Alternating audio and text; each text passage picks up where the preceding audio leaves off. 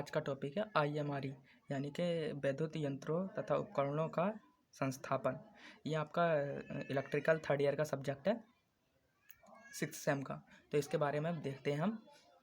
पहला है सामग्री, आपके टूल्स और सामग्री, यानी कि आप जो भी इंस्ट्रूमेंट है उसे इंस्टॉल कर रहे हो, जैसे ट्रांसफार्मर हुआ, आप इंस्टॉल कर रहे हो तो उन पर क्या क्या आपकी रिक्वायरमेंट आने वाली हैं। ठीक है, तो पहला क्या है टूल्स। तो टूल्स में आपके क्या क्या टूल्स आने वाले हैं। ठीक है, पहले क्या होगा प्लायर, जो आपका प्लास होता है, और फिर हैमर, आपकी छेनी, आरी और पेच का स्क्रू ड्राइवर, और पोकर जिससे आप सेंटर लगाते हैं, फेज टेस्टर जिससे आप फेज मेज़र करेंगे कितना फेज आ रहा है नहीं आ रहा है, नाइफ वायर को छीलने के लिए, ट्राई स्क्वायर, और फिर आपकी स्केल जो होती है, वायर गेज वायर का साइज़ नापने के लिए, और measuring tap, piles, soldering iron, drilling machine और वाइस ईटीसी। बहुत सारे आपके टूल्स और यूज़ होने वाले हैं, उनके बारे में हम एक एक करके देखेंगे। दूसरा, आप सामग्री कौन कौन सी होगी। अगर आप कुछ भी इंस्टॉल कर रहे हो तो switch, socket, plug, holder, fuse, distribution box, circuit breaker, और ELCB, MCCB और MCB, इनके बारे में हम एक एक करके बढ़िया तरीके से देखने वाले हैं। ठीक है, तो अब देखते हैं। देखिए, पहला क्या है प्लायर। तो इस आप अगर लिखना चाहें, पेपर में लिखेंगे तो पहले आपको जो टॉपिक था उसका टॉपिक, फिर उसके एक हेडिंग डालेंगे टूल्स। तो टूल्स के बारे में सारे जितने भी टूल्स हैं जो पीछे लिखाए थे मैंने, एक एक करके नंबर 1 पे प्लायर, नंबर 2 पे आपका जो भी आरी थी और हैमर था, जो इसी तरीके से नंबर डालेंगे, फिर एक एक करके सबको एक्सप्लेन करेंगे। तो प्लायर क्या होता है, आपने देखा भी कि दो इस तरीके से कुछ आपके हैंडल निकले होंगे, और यहाँ क्या होती है आपकी नॉब होती है जिसे फांसने के लिए, यहाँ भी आपकी कोई जॉब फांसी जाती है। ठीक है, तो ये क्या होगा, इसकी 2 लेग्स होती हैं, और जो कि इसके एक पेच के द्वारा टाइट होती हैं। ठीक है, और ये क्या होता है कि इसे घुमाने, क्या है ये जकड़ने घुमाने के लिए किया जाता है। ठीक है, और फिर क्या है कि जो ये है आपके कई तरीके के मिल जाएंगे। ये तो इसका बेसिक डायग्राम है। फिर इसके देखो ये होगा ये क्या होगा, देखो कटर प्लायर। जो कटर का क्या काम करेगा, ये आपको वायर या कोई भी काटने के लिए। तो इसका क्या है, इसका उपयोग कम व्यास वाले तारों को काटने के लिए किया जाता है। कितना जितना भी जिसका भी कम पतली वायर होती है उन्हें काटने के लिए किया जाता है। दूसरा होता है एंड कटिंग। जैसे आपका जो क्या होती है, ये साइडों की जो होती हैं, ये क्या होती है घूमी हुई होती हैं। जैसे कोई कील या तार फंस गया है, उन्हें खींचने के लिए। ठीक है, तीसरा क्या होता है, तीसरा ये प्लायर के सब क्या है टाइप्स हैं। ठीक है, ये आपने इस तरीके का प्लायर देखा होगा, है ना। ये होता है फ्लैट नोज प्लायर। ये इसका प्रयोग तारों, धातु, छोटे टुकड़ों को बनाने के लिए, उनकी आकृति देने के लिए किया जाता है। तो ये कितने सेंटीमीटर के मिल जाते हैं, आपके मिलीमीटर के। इनकी लंबाई होती है 100 मिलीमीटर, यहाँ से यहाँ तक। ठीक है, एक एक कर सबका एक्सप्लेन कर लिखना है आपको। ठीक है, बढ़िया तरीके से। अगर आपको इनका नोट्स चाहिए तो नोट्स भी मिल जाएंगे। ठीक है, इसके लिए इसके दूसरा होता है राउंड। जो यहाँ की नोब रहती हैं वो क्या रहती हैं, आपकी राउंड रहती हैं। जैसे क्या होता है, कहीं कहीं गोल रहता है, उसे होल करने के लिए देखिए, इनके जबड़ों की आकृति शंक्वाकार होने के कारण इनके द्वारा विभिन्न वक्र तथा वृत्त जो आपके होल करे हैं उनमें सही शेप देने के लिए।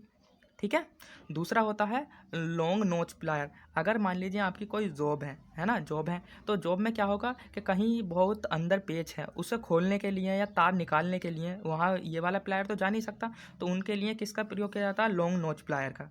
ठीक है, लॉन्ग नोच प्लायर का। और जो दूसरा है आपका, जो आप घर में ये यूज़ करते होंगे, वो है आपका कॉम्बिनेशनल प्लायर। तो ये इस तरीके का प्लायर आपने देखा होगा घर पर। ठीक है, बाकी का क्या था, ये इनके टाइप्स थे। तो इसकी जो आपकी लंबाई मिलती है प्लायर की, कितनी होती है, ये इसकी लंबाई होती है।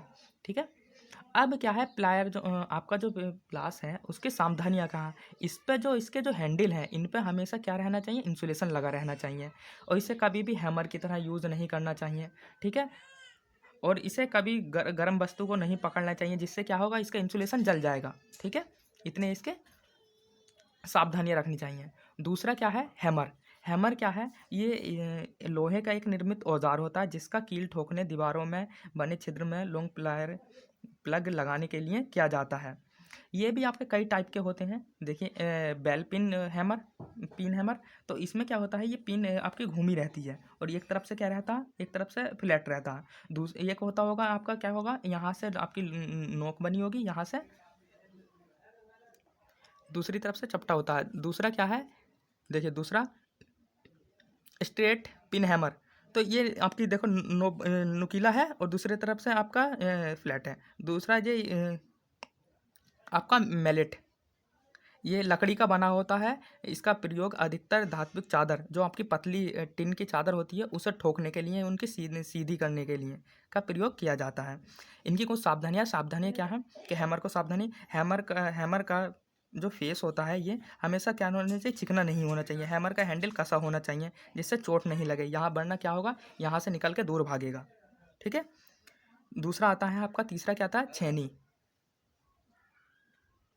छेनी का उपयोग जो होता है वो चादर काटने के लिए यूज़ किया जाता है। धातु की चादर होती है, उसे काटने के लिए दो टाइप की होती हैं, एक तो फार्मर और दूसरी होती है आपकी ये आपकी कोल्ड सीजर। ठीक है। तो जो फार्मर रहती है वो क्या रहती है, ये हाई कार्बन स्टील की रहती है। जो क्या रहती है, हर कार्बन स्टील की रहती है। जो लकड़ी आप लकड़ी में होल करते हैं, उनकी सेफ करने के लिए, कटिंग करने के लिए की जाती है, जिसकी लंबाई कितनी होती है आपकी, 15 सेंटीमीटर। देखो ये क्या है, कोल्ड सीजन। इसमें क्या है, इसका प्रयोग मशीनरी, जो मशीनरी है उसमें जो कार्य है उसमें लगी उसे हटाने के लिए। ठीक है। यहाँ इसे जो धातु लग जाती है उसे हटाने के लिए, किसकी होती है, लो कार्बन स्टील की होती है। ठीक है। इसमें क्या रहते हैं जो आपकी सावधानियाँ, फार्मर सीजर छेनी, इसमें क्या होता है, मैलेट के साथ प्रयोग करना चाहिए और इसे पेचकस की तरह प्रयोग नहीं करना चाहिए। इससे क्या होगा, इसकी चोट लगकर इसकी जो धार है ये वाली वो ख़राब हो जाएगी। दूसरा क्या है, दूसरा इसे धातु पर प्रयोग नहीं करना चाहिए, धातु पर भी इसकी क्या हो जाएगी, आपकी ख़राब हो जाएगी। कोल्ड चेजल, इसका यदि इसका हैंडल फैल गया हो तो उसे ग्राउंडर पर घिसकर सही आकृति में कर लेना चाहिए। ठीक है। और इसे तेज़ तथा टेम्पर रहनी चाहिए, जो इसकी आपकी नुकीली है इसे हमेशा क्या रहनी चाहिए, तेज़ रहनी चाहिए। ठीक है। दूसरा देखते हैं, आरी। दूसरा क्या है, आरी। दो टाइप की होती है, एक तो लकड़ी काटने के लिए, एक धातु काटने के लिए, दो होती हैं आपकी। तो पहले हेक्सा की बात कर लेते हैं। ये लोहा तथा धात्विक धातु को काटने के लिए प्रयोग की जाती है। इसकी लंबाई 30 सेंटीमीटर तक होती है। ठीक है। और ये कुछ इसका सेफ रहता है। ये देखी भी होगी तो किसके तरीके से, धातु काटने के लिए। तो ये इसका फ्रेम है, ये इसका फ्रेम है और इसकी जो लंबाई है, लंबाई कितनी होती है, 200 से 300 mm के बीच रखी जाती है। ठीक है। जो ये है फ्रेम। दूसरा ये इसका ब्लेड है, ब्लेड। तो हेक्सा में कटिंग करने वाला भाग उसका ब्लेड होता है। ये पत्ती के आकार का तथा दोनों सिरों पर गोलाई में कटा हुआ होता है। ये गोल में चित्र में दिखाया। ठीक है। और उसके बाद है आपकी वुड्स, लकड़ी काटने वाली। ठीक है। तो इसमें क्या रहता है, इसकी लंबाई 30, 35, 40 या 45 सेंटीमीटर तक होती है। ये विद्युताकार के लिए 30 सेंटीमीटर लंबे ब्लेड वाली बुडारी होती है। ये हमेशा क्या रहेगी, आपकी लकड़ी काटने के लिए होगी। क्या होगी, जब देखो ये मेन पॉइंट है, जबकि आरी के दांते आगे की ओर गति करते समय धातु काटते हैं। अगर ये चेंज कर दोगे तो क्या होगा, नहीं काटेंगे। ठीक है। ये इस तरीके के इसके टाइप्स हैं। और इसमें क्या है, इसका बस वो ध्यान रखो आप, सावधानी। तो सावधानी क्या है, इसका ब्लेड अच्छी तरीके से, ये जो ब्लेड है आपका कसा होना चाहिए। अगर नहीं कसा होगा तो क्या होगा, तो ये टूट जाएगा। ब्लेड के दांते आगे की ओर होने चाहिए जिससे लकड़ी काट सके। अगर पीछे को ऐसे टर्न कर दोगे तो ये लकड़ी नहीं काटेंगे या मेटल नहीं काटेंगे। अधिक मोटी जॉब की कटिंग करते समय आप जल का प्रयोग, जिससे क्या हो, ये गर्म होकर टूटे नहीं। अगला है स्क्रू ड्राइवर। तो इसमें क्या है, ये पेच, इसका हिंदी नाम क्या है, पेचकस। पेचकस का उपयोग विभिन्न प्रकार के पेचों को कसने व तथा खोलने के लिए किया जाता है। तो ये दो तरीके के होते हैं। एक तो आपको ये यहाँ से नोक क्या मिलेगी, आपको ये चपटा मिलेगा, और एक क्या मिलेगा आपका, क्रॉस वाला मिलेगा। ठीक है। दो टाइप के होते हैं। इसकी लंबाई 15 सेंटीमीटर, 25 सेंटीमीटर या 30 सेंटीमीटर या उससे अधिक भी हो सकती है। फ्लैट पिन, क्रॉस पिन और यू पिन टाइप के ये मिलते हैं आपको मार्केट में। तो इन्हें जो आपकी सावधानियाँ क्या है, इन्हें छेनी की तरह जो आपको कोई वो हटाना है, मेटल हटाना है, इसके लिए प्रयोग नहीं करना चाहिए। ठीक है। पेच में कटे स्लॉट की लंबाई के तुल्य चौड़े टिप वाला पेचकस प्रयोग करना चाहिए। जैसे मान लो ये होल्स हैं, तो इसमें क्या हो कि आपको पेच कसना है तो पेच लगाओगे इसी होल साइज़ का लगाओगे, इसी साइज़ का। अगर इस साइज़ का पेच लगाओगे तो क्या होगा कि इससे जो आपका पेचकस होगा वो बड़ा वाला होना चाहिए। दूसरा क्या, पोकर। जैसे मुझे इस बुक में होल करना हो तो पहले क्या करूँगा, सेंटर निकालूंगा या जहाँ भी होल करना होगा। ये तो बुक है, मेटल की चीज़ हुई, तो मेटल में क्या होगा कि आपको कहीं सेंटर लगाना होगा। तो सेंटर के लिए क्या करोगे, इससे आप इस सेंट्रल पिन से इससे आप सेंटर लगाओगे, तब जाके यहाँ ड्रिलिंग मशीन की सहायता से इस पर होल कर दोगे। तो ये होता है आपका पोकर।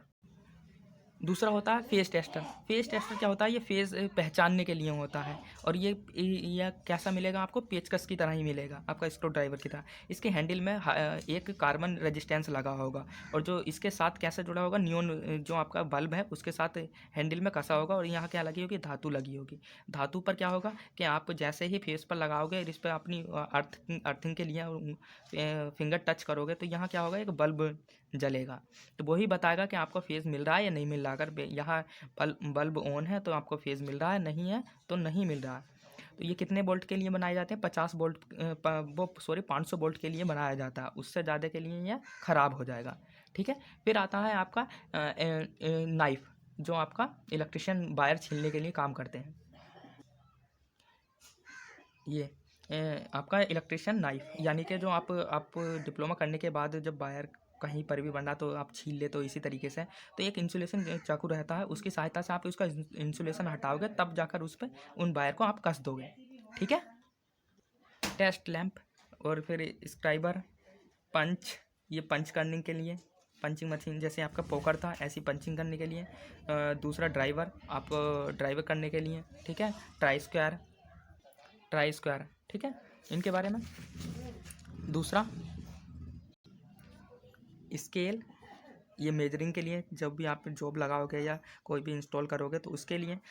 सबसे मेन है आपका वायर गेज, सबसे मेन है आपके लिए वायर गेज। तो वायर गेज क्या है, तो ये क्या होगा कि आप मोटर या कुछ भी, कोई भी वायर आपको लगानी हो मोटर में, किसी भी चीज़ में, इसके द्वारा जो आपका तार रहते हैं, जो वायर रहते हैं, उनका व्यास डाईमीटर ज्ञात किया जाता है। तो इसमें फंसाओगे, इसमें इस तरीके से फंसाने के बाद जो भी इसमें जिसमें भी सही तरीके से फंस रही है वो उसका क्या होगा, वायर गेज। ठीक है।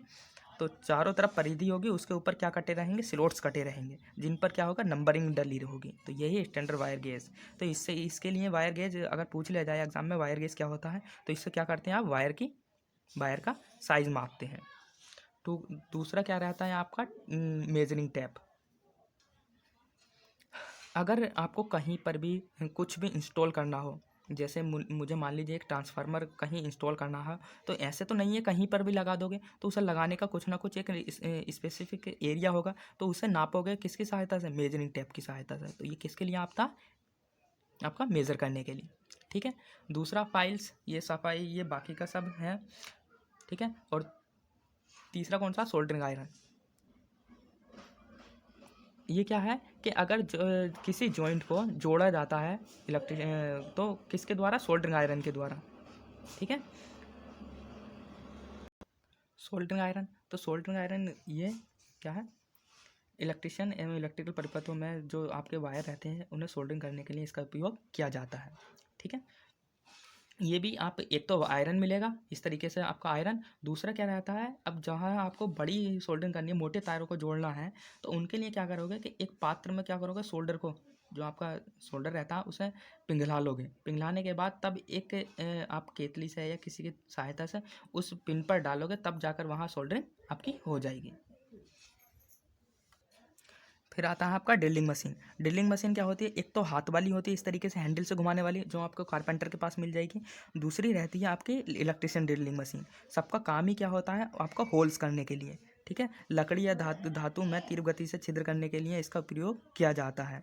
ये किससे चलती है, आपकी इलेक्ट्रिशियन से। और इसमें विभिन्न प्रकार के आप क्या लगा सकते हो, बिट जोड़ सकते हो। जैसे किसी भी आपके डायमीटर को आपको होल करना है तो उससे आप लगा सकते हो। ये तो थे टूल्स, ये बहुत सारे टूल्स हैं, अब बहुत सारे हैं, अगर एक एक को एक्सप्लेन करेंगे तो बहुत लंबा वीडियो हो जाएगा। बाकी का क्या है। ठीक है। अब एक एक करके आप पॉइंट बाय पॉइंट लिख लिख देना। ठीक है। लगता है आपको जितना भी है आपको क्लियर हो गया होगा। मिलते हैं अगली क्लास में।